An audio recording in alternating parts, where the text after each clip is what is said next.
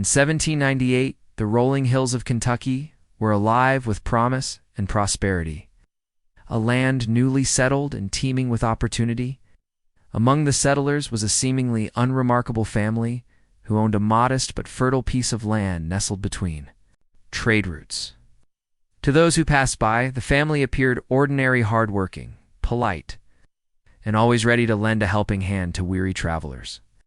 The father was seen tending the fields, the mother offering warm meals to strangers. The children, though quiet, were obedient and respectful. But beneath this surface of rural simplicity, the farm hid a secret so grisly that it would one day horrify even the most hardened of lawmen. This family did not merely work the land, they sowed it with blood. The farm's isolated location made it an ideal resting place for pioneers and drifters journeying westward. With few inns or way stations available in those days, travelers often relied on the kindness of locals for food and lodging. The family capitalized on this vulnerability, extending an open invitation to passers-by. Guests would be greeted warmly, offered stew and cornbread, and given a bed in the barn or one of the spare rooms. The hospitality was genuine in appearance, but it masked an unspeakable purpose. Once night fell and the candles burned low, the true nature of the household revealed itself. The killings were not random nor frenzied.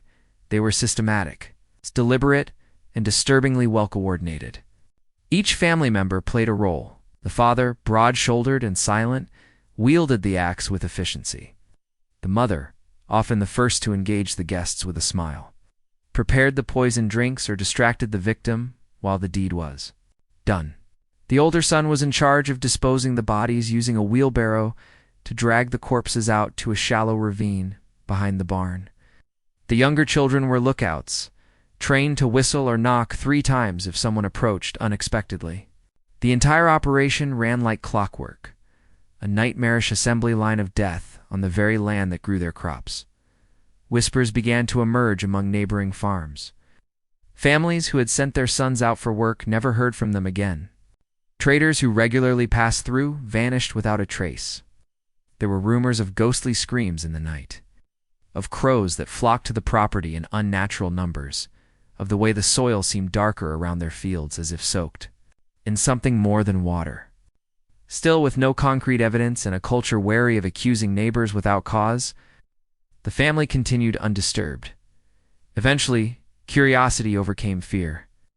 A trapper who had heard one too many tales about the cursed farm decided to investigate. He arrived as a guest, but unlike the others, he kept his guard up. Pretending to sleep, he witnessed the parents whispering and sharpening tools in the next room. When the father stepped into the bedroom with a hatchet, the trapper sprang from the bed and fled through the back window into the woods. He returned the next day with local authorities. What followed was a chilling excavation of the property. Beneath the barn, they found bones arranged in patterns, some of them not fully buried. In the root cellar, more remains mostly skull-stacked. Behind barrels and sacks, the field's edge concealed a shallow mass grave, and in the ash pile behind the house were teeth and bone fragments blackened by fire. Ow. It was estimated that the family had killed at least 24 people, perhaps more. Journals recovered from the home indicated they tracked each kill, referring to victims by descriptors like the tall one with a red coat or the quiet girl with a locket. The entries were cold, emotionless, and void of remorse, treating murder as a chore no different from milking a cow or harvesting wheat. The most disturbing aspect of the case was the children. Interviews revealed that they were not innocent bystanders, but fully integrated into the routine of death, and they knew how to spot a vulnerable traveler, when to sound the alarm, and where to place the lime powder over a grave to suppress the smell of decay.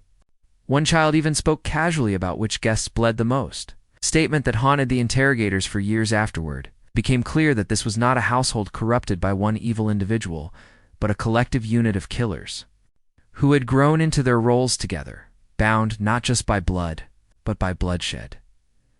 Public reaction was one of horror and disbelief.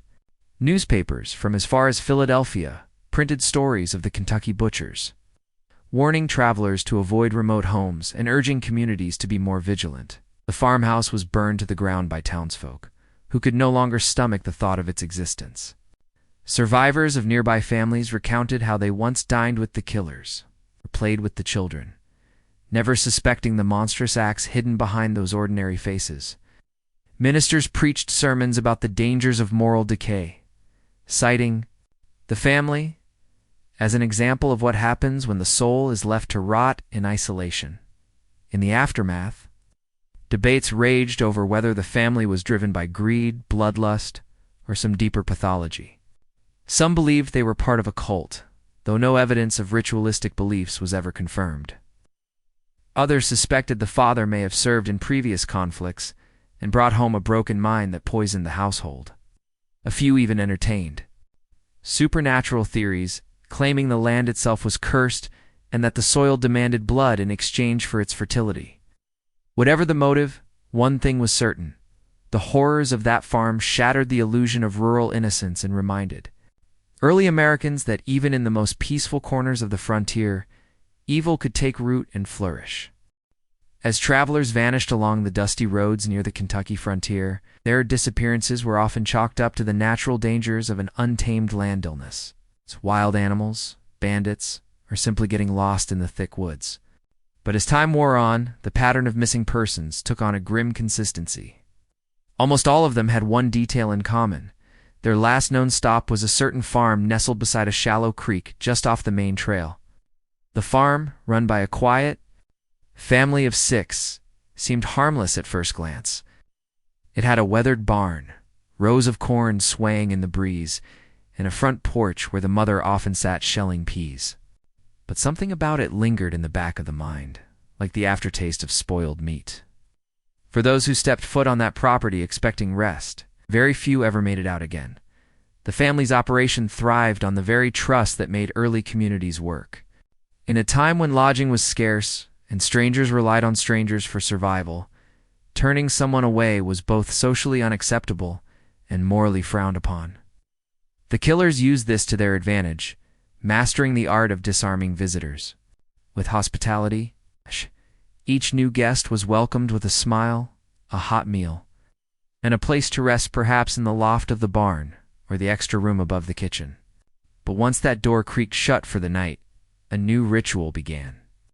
It wasn't just one man sneaking through the dark with a weapon. It was an orchestrated act, each member of the family slipping into a role as though they were performers in a macabre stage play. The father, who had a reputation for being a man of few words, was always the one to strike the final blow. He moved with a patience that unsettled his victims, slow, calculating, as if savoring the fear in their eyes. The mother often prepared drinks laced with a sedative brewed from crushed herbs and animal bile. The effects came quickly, rendering the guest groggy and confused, unable to defend themselves as the final act unfolded. Even the children, especially the eldest daughter, had tasks. She often engaged guests in conversation, subtly learning about their families, their trade, goods, and how likely someone was to come looking for them if they disappeared. If the risk was too high, they might be spared. If not, they were marked. The disposal of the bodies was equally methodical. The oldest son dug graves at night behind the cornfields, always spacing them apart to avoid suspicion. When the weather permitted, they used fire to eliminate evidence, and the ashes were dumped into the creek where they would drift downstream and vanish. Tools and belongings were stored in a locked shed and later sold at trading posts in different towns, often by the mother who knew how to fabricate convincing stories about their origin. Clothing was stripped, cleaned, and repurposed. Even the horses of the slain were repainted or rebranded to avoid detection. Everything had a purpose. Nothing was wasted. Eventually, the sheer volume of missing persons could no longer be ignored. Families who had been awaiting letters from their sons, wives, searching for husbands who had promised to return with goods, traders who were owed debts by partners that vanished, all of them began to talk. Rumors spread about the stretch of road near the creek, whispers about ghosts, strange cries at night, and the unmistakable stench of decay that would sometimes ride the breeze. Locals began referring to the path as the Dead Road, a name that would gain a horrifying legitimacy with time. It wasn't until a bounty hunter, tracking a known outlaw who had last been seen near the farm, decided to question the family, that the first crack in their carefully constructed facade began to show. The bounty hunter was sharp, experienced, and distrusting by nature. He noticed the inconsistencies in the family's stories, the nervous glances between siblings, the faint smell of iron near the barn despite there being no signs of butchering livestock. That night, instead of sleeping in the loft as offered, he tied himself to a tree near the woods, hiding in the brush with his rifle drawn. He watched as the father and son crept toward the barn with weapons in hand, expecting to find an unconscious guest ready for slaughter. What they found instead was a note pinned to the barn door. "I'll be back with others." Panic set in. Within days, lawmen arrived from 2 counties, accompanied by armed locals and several hunters. The family did not flee. They stood on the porch as the authorities approached, quiet and unflinching. Some believed they were preparing for a gunfight that never came. Instead, they were arrested without resistance. It was almost as if they had known the day would come and had accepted it. The search of the property was exhaustive and nightmarish. Graves were unearthed, human remains were found beneath chicken coops, and makeshift journals revealed years of killings. One journal entry was particularly chilling. It described a child victim in painstaking detail, noting the pitch of their screams and the way they clutched a wooden toy. Even as they bled out, the community that had once admired the family for their quiet strength and self-sufficiency now turned on them with a fury. People who had once traded goods, shared meals, and even attended church with them found themselves questioning everything. How could such monstrous acts occur right under their noses? How had they not seen it? Some residents began burning their own diaries and letters, afraid that any association, however indirect, might link them to the horror. The town's name became a point of shame, eventually changed by its residents in an effort to erase the stain of the past. The legacy of the killings would ripple far beyond Kentucky. Newspapers ran serialized accounts of the farm horrors, each issue more grotesque than the last. Illustrations showed the family gathered around a bound traveler, faces twisted in glee, weapons raised. While some of the reports were embellished, for effect, the core facts remained consistent. The murders were real, the family coordinated, and the victims many. Scholars and criminologists would later debate the psychological dynamics that allowed such evil to flourish within a single household. Was it coercion? A shared delusion? Something darker, perhaps the birth of intergenerational psychopathy? The years that followed, travelers became far more cautious. Strangers were no longer greeted with open arms, and isolated homes were often passed by rather than approached. Stories of the killer family became folklore, passed down to children, as warnings to stay close to the main roads and never trust a friendly face too easily. The barn, though torn down, was said to reappear on moonless nights in the dreams of those who lived nearby. Locals claimed the soil where the mass graves had been dug refused to grow anything but black thistle. The creek, once a source of drinking water, was renamed and rerouted, though many swore the water still carried a coppery taste. The farm's notoriety did not rest solely in the killings themselves, but in the way the entire family worked together in silence, creating a chilling tableau of domestic unity turned grotesque. Unlike other known killers of the era, this family operated not out of desperation or revenge, but seemingly from a shared appetite for control, blood, the macabre satisfaction of eliminating others without consequence. Their cooperation was seamless, almost ritualistic, and each member had a designated function that made the cycle of death operate with an eerie precision. In an age where communities were built on trust and interdependence, their actions shattered every notion of safety that had once bound settlers together. The farm looked ordinary by all appearances. It was located just far enough from the town to escape frequent scrutiny, but close enough to remain on the radar of travelers seeking shelter. The land was well kept, the fences sturdy, the barn freshly painted in red that seemed a little too vivid against the fading sun. Neighbors occasionally visited for trade, and they often left with eggs, milk, or handmade quilts. But they never ventured past the edge of the property. It wasn't fear, necessarily. It was more of an unspoken boundary that people didn't cross. Some claimed the children were too quiet, their eyes too vacant. Others pointed to the odd smell that sometimes wafted from the back of the barn, masked by smoke or buried in the wind. But as long as the family remained polite, paid their debts, and didn't cause overt trouble, no one questioned what happened behind closed doors. The coordination of their killings was perhaps the most chilling element. They didn't murder on impulse or in fits of rage. Their actions followed patterns, specific tools, and always after a certain kind of guest. The victims were usually alone, often traveling westward, and carried trade goods, coin purses, or horses that could be resold or repurposed.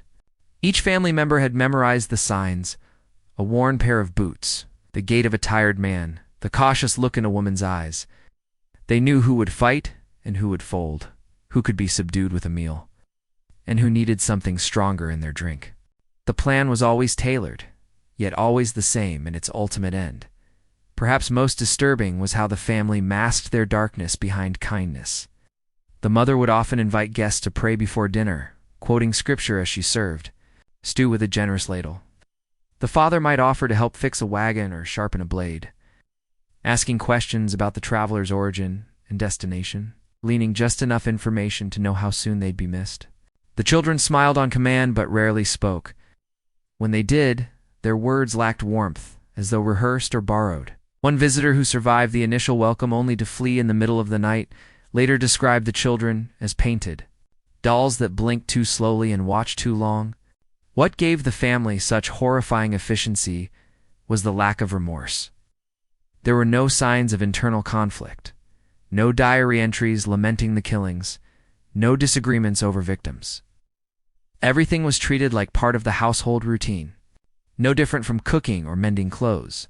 A ledger found buried beneath a floorboard in the barn listed names, dates, and items taken, though in many cases the names were merely descriptors. The man with the fiddle, the traitor, with yellow boots, the preacher who cried. Each entry was marked with a small symbol, a cross, a circle. Or an ex-investigator speculated these symbols might represent how the victims were disposed of, buried, burned, or dismembered. As word of the family's crimes spread after their discovery, fear took root not just in Kentucky, but across the young nation. People began to scrutinize their neighbors more closely, watching for signs of unusual behavior or hidden malice. The very idea that an entire family could commit such acts without detection raised uncomfortable questions about how evil could be cultivated not in isolation, but within a family unit bound by blood and trust. Ministers gave sermons about the dangers of moral decay within the household. Newspapers printed harrowing illustrations of children handing knives to their parents or digging graves with blank expressions. The psychology of the family baffled early criminologists. Some argued they had been indoctrinated by a domineering patriarch, raised without empathy or moral structure. Others believed the family had experienced trauma, perhaps a violent past that warped their view of human life. But nothing in their background seemed to justify the sheer scope of their crimes. No evidence of prior abuse, no history of persecution, no tribal feud or mental breakdown. It was as if they had simply chosen evil as a way of life, passing it down like a family recipe. Gosh. Generational murder is a legacy. A tradition kept alive not through ideology but through participation in silence. Their arrest did not end the horror. During their incarceration, strange events continued to occur. A jailer assigned to the family claimed to hear them whispering in unison at night, speaking words he could not understand. Another reported seeing the youngest child laughing while tracing invisible shapes on the cell wall. When asked why they killed, the father offered only one sentence: "The land gives back what you feed it." Authorities speculated that this could be a reference to some kind of personal belief or superstition, though no evidence of ritualistic behavior was found on the property. Still, the fields where the bodies were buried seemed oddly fertile, growing crops more quickly than those of nearby farms. This only added to the legend, feeding tales that the land itself had become cursed. Tainted by the blood that soaked into its roots, stories continued to grow, exaggerated with each telling. Some said the family had discovered an ancient text in the woods and followed its teachings. Others believed they had made a pact with something beneath the earth, trading life for prosperity. Though these tales veered into folklore, they served a purpose. They gave the community a way to make sense of the senseless. But for those who had known the family, who had shared meals with them or traded goods, the horror was all too real. They had seen the killers up close, had shaken their hands and watched their children play. That proximity to evil would never be forgotten, even years later. After the house was demolished and the ground turned over, the memory of what had happened on that farm clung to the town like a shadow. Travelers still avoided the area, and those who lived nearby spoke little of the past. Children were warned never to stray near the edge of the woods where the barn once stood. Hunters who passed through sometimes claimed they saw figures moving at dusk, too tall, too still, and always watching. The creek, now dry, was said to murmur at night, the wind across the rocks forming sounds that resembled whispers. The silence, left behind by the family's absence, was not peaceful. It was heavy, like the hush that comes before a storm. And though their voices were gone, the land they poisoned seemed to remember everything.